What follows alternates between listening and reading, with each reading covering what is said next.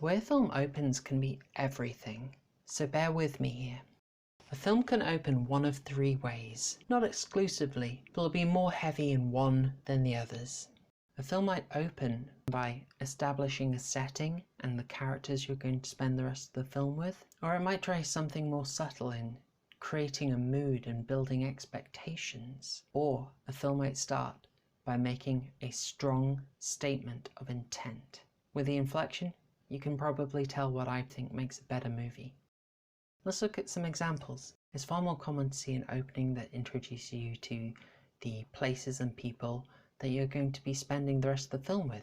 This is a far more traditional opening to a film. Whilst it was more common in the days of films having full opening titles, you do still get movies that simply aim to create an impression, a mood, a feeling, some expectations with that opening scene. As in here, the film may open by establishing a slightly artificial feeling, idyllic, vintage, suburban American setting, which it's going to tell you is not as wholesome as it seems on the surface, aiming to create a sense of nostalgia but also some unease and fear. Or it might use these grand sweeping vistas to give you a sense of the isolation that the protagonists are heading into, with music that creates a sense of drama and foreboding. So it takes a long time to build up that sense of dread before you even meet the characters. But sometimes a film is coming out strong and just making an opening statement of intent about the kind of movie it's going to do, something that's going to flip expectations that you may have had coming in. For instance, by establishing that someone vulnerable looking can do things that you thought were physically impossible. Someone who appears superhuman in her abilities, but is also faced early on with a threat far greater than she is. So that also starts with an extreme style that you're going to have to adjust to over the course of this movie, that tells you this is not a standard film and you haven't seen something like this before. So you see how important that opening is. So stick with me here. In the 1989 Pet Sematary, it opens with the second type, setting the mood. We're introduced to the Pet Sematary while the titles play in daylight. We see this for about 3 minutes before we meet the protagonists. It's sunny, we get the idea that this is a pet cemetery, but we also build up this sense of dread that the slowly creeping music builds up to. And we do get that foreboding. But the 2019 Pet Sematary, that starts with a statement. Whereas in 1989, we set a mood in sunlight, in 2019, we start in darkness. We start overhead with a God's eye view, scanning over the forest in one direction. We pass over an uncanny formation that we'll come to know as the Pet Sematary. As we see a path, we follow it, and we're soon seeing smoke and fire. Now this big change is more powerful. It sets up and demonstrates a major theme of this story, inevitability. By showing the path to the cemetery, we the audience know the story will take us on a path, one that only goes one way, to disaster. We see the car with the key players symbolized: a father, a mother, a daughter, a son, a cat, and bloody handprints. From seeing this at the start, we know this family's vehicle is unsafe, their house is unsafe, they're unsafe. And before we see inside following the bloody trail, we fade to white. Going in with a statement like this, we know this film has a lot more purpose, and we know it's got a lot more to say. It's a lot more confident. When a film opens with a statement like this, I am much more on board.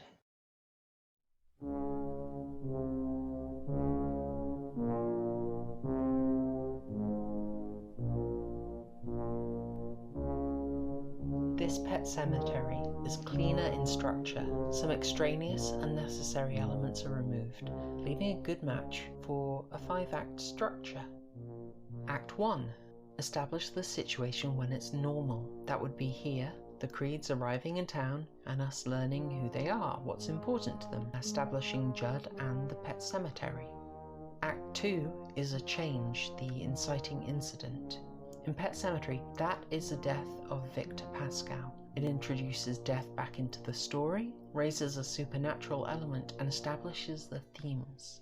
Our inability to face death, and death's inescapability, which has already been established by the foreshadowing in the opening scene. Act 3, the point of no return. That's a bit ironic here.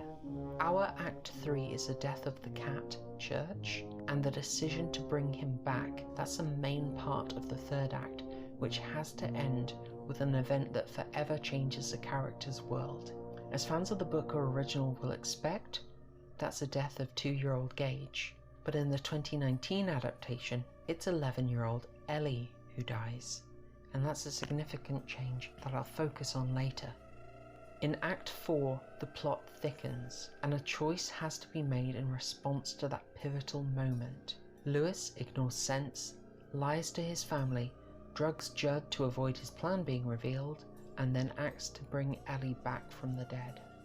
Though it gets fuzzy here, for me, Act 4 ends when it is clear to us that Ellie is dangerous, though you could also say Act 5 is the finale.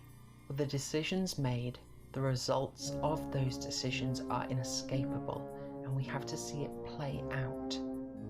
Rachel and Gage return, they see Ellie has been resurrected, and at that point, the conflict has to be resolved, and we'll end up at the aftermath, foreshadowed at the very beginning in the opening scene. Having a strong 5-act structure helps a story flow, but smart choices help the story work even within that structure. In the rest of this video, I'm going to focus on what these smart changes were. Now we've led in with one, the opening, and how the imagery of the path and the mechanism of foreshadowing help highlight the theme of the inevitability of death and the pointlessness of fighting against it. As in the original, the 2019 Pet Sematary interrupts the Creed family's exciting new home in nature with the harsh, noisy rushing by of a truck.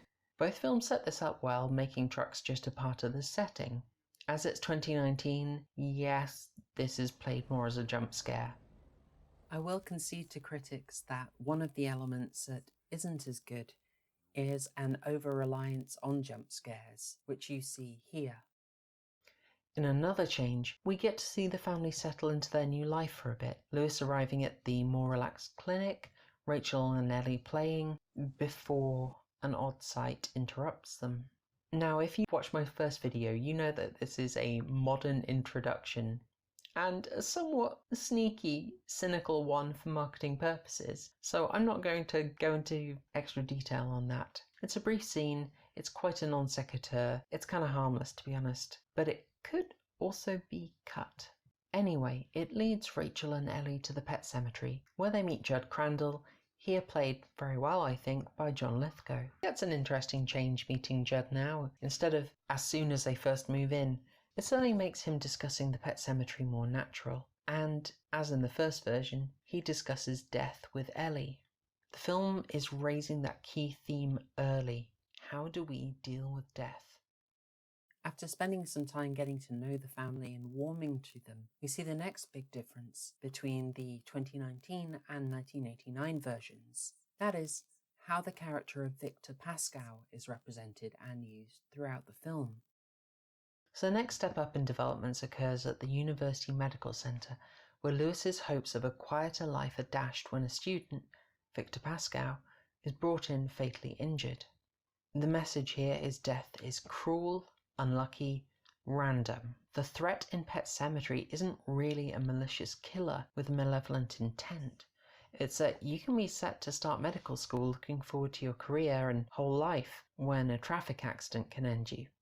Victor Pascal is very different in both films. Superficially, the 2019 version updates him to reflect the changing demographics of America. The actor does a fine job, and for a medical student, the casting is entirely believable, although changing the name probably would have been wise. The Polish-sounding Victor Pascal is a little bit of an odd fit on this actor, opposite Ahmed, but ultimately it doesn't really impact the film, it's just a little odd thing. The more impressive change is successfully reading the tone of Victor. Now, in 1989, he was more sardonic and even subtly camp and a major presence. In 2019, he is in the film a bit, but he's somber, serious, and inscrutable.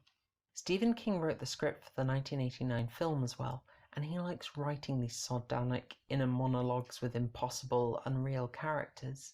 They leave you wondering if what you read is literally happening and to what degree everything is imagined. There's a jovial energy that's very classic Stephen King. Now, when you translate that to the screen, it's enjoyable and uncanny, but it is difficult to get the tone right. For comparison, I adore the old horror anthology Dead of Night, and I admire the long-reaching impact it's had. However, the section with ghostly golfers, it's a tension killer.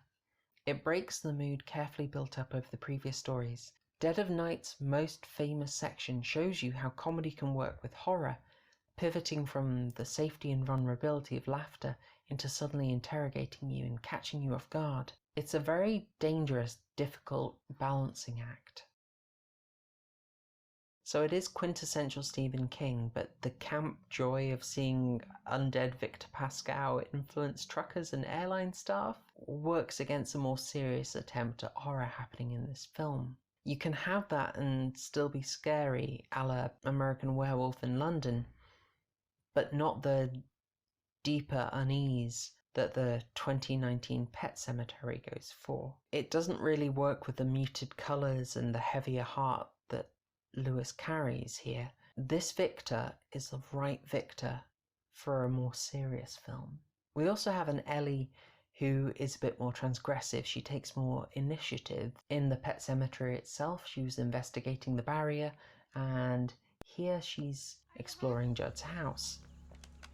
And to the film's credit, it skips an easy jump scare here as Judd enters to find Ellie.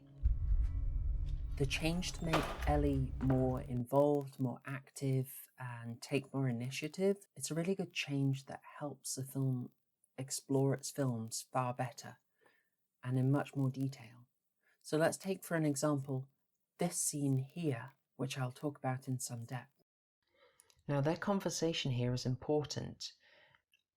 Once again, our characters are discussing death and sharing different perspectives, building on the theme. Lewis and Rachel discussed death earlier in the film, and now two people at very different points in their life will explore it. They focus on Judd's wife, Norma. Judd, like Lewis, has seen death up close, and he's curt when he describes his wife's passing.